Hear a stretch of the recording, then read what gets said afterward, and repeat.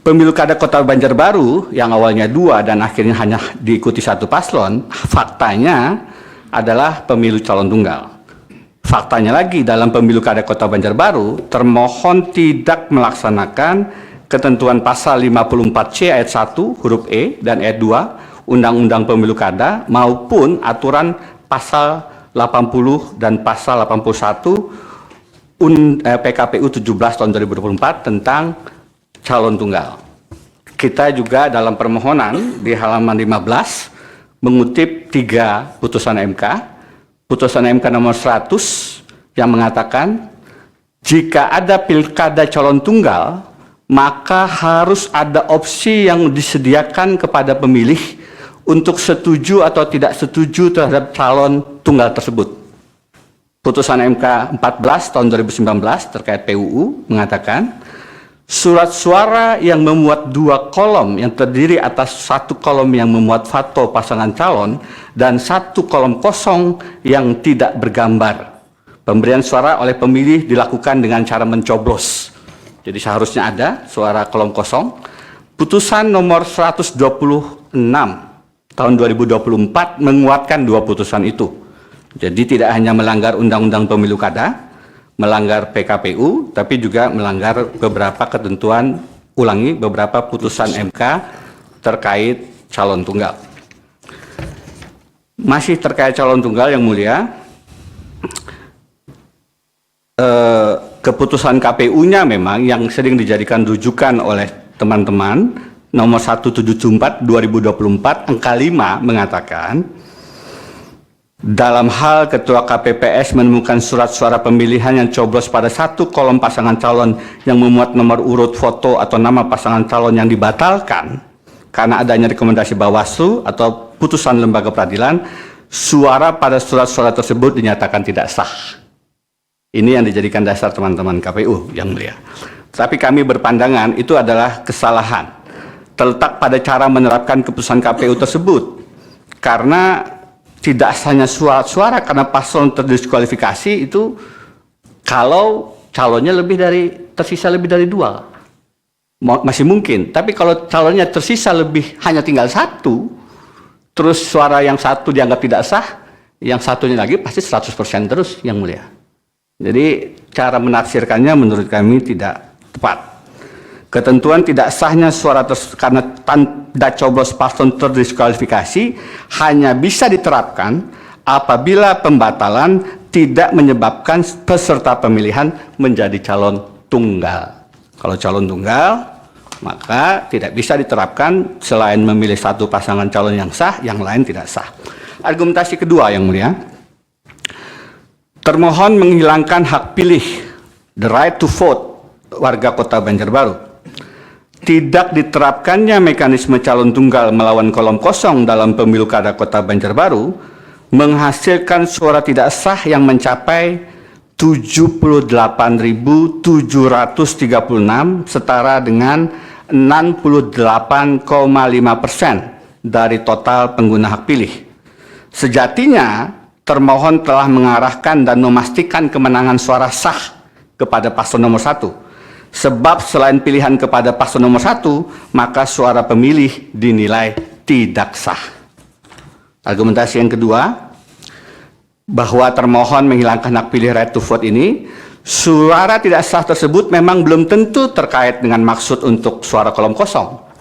Terdapat kemungkinan para pemilih mencoblos kedua paslon, inkasu paslon nomor 1 dan paslon nomor 2, sehingga suara memang tidak sah. Jikalaupun hal tersebut di atas terjadi, maka pemilihan harus tetap diulang karena ketidakjelasan KPU dalam memformulasi pemilu kada Kota Banjarbaru tanpa kolom kosong. Karena mekanisme kolom kosong adalah wajib dalam hal terdapat 1 pasangan calon saja. Tidak dilaksanakannya mekanisme calon tunggal melawan kolom kosong, sebagaimana tadi saya sampaikan, itu melanggar putusan MK nomor 100 2015, 14 2019, dan 126 2024 yang telah kami jadikan bukti P26.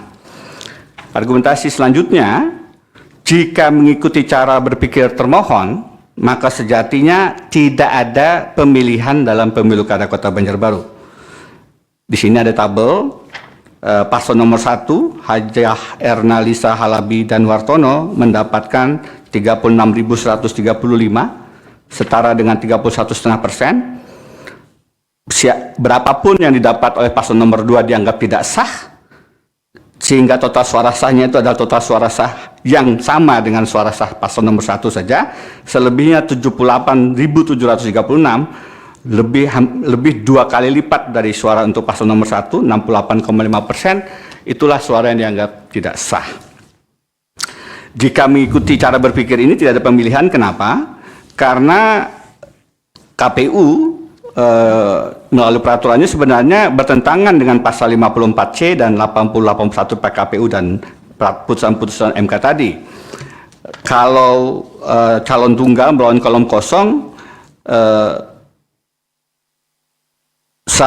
suara sah pasti menjadi milik paslon nomor 1. Itu anomalinya. Pasti 100%. Yang lain pasti 0%. Yang kedua, jika pemilih mencoblos selain paslon nomor 1, maka suaranya dinyatakan tidak sah karena tidak adanya pilihan kolom kosong sebagai suara sah. Yang ke C, konsekuensi logisnya, andai kata ada 114.871 jumlah pengguna hak pilih sekalipun, paslon nomor 1 hanya meraih 1 suara sebagai suara sah, dan 114.870 lainnya adalah suara tidak sah, maka sudah cukup bagi mereka untuk memenangkan pemilu kada Kota Banjarbaru. Tadi sudah kami sampaikan, 1 saja sudah menang. Berdasarkan fakta-fakta di atas, sejatinya pemilu kada Kota Banjarbaru bukanlah pemilihan umum, tetapi aklamasi untuk memenangkan salah satu pasangan calon. Hal mana melanggar prinsip pemilihan umum yang seharusnya memberikan opsi dan kebebasan untuk memilih. Argumentasi keempat, menetapkan suara tidak sah sebagai suara sah kolom kosong dan pasangan pemilu kada Kota Banjarbaru diambil oleh KPU RI.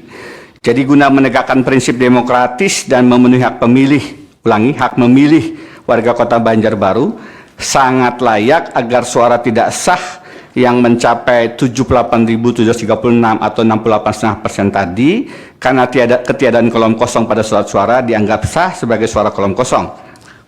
Bila suara tidak sah tersebut dianggap sebagai suara sah kolom kosong, maka perolehan paslon nomor 1 hanya sebesar 36.135 suara, 31,5%, tidak memenuhi pasal 54D ayat 1 Undang-Undang Pemilu Kada. Dengan kondisi demikian, pemilihan hanya diikuti oleh paslon calon tunggal yang kemudian paslon tersebut tidak mencapai suara 50%, maka seharusnya pemilu kada dilaksanakan pada tahun berikutnya. Pasal 54D ayat 2 dan ayat 3 Undang-Undang Pemilu Kada. Ya, sekarang petitumnya, Jam. Baik, Yang Mulia. Nah, petitumnya Yang Mulia.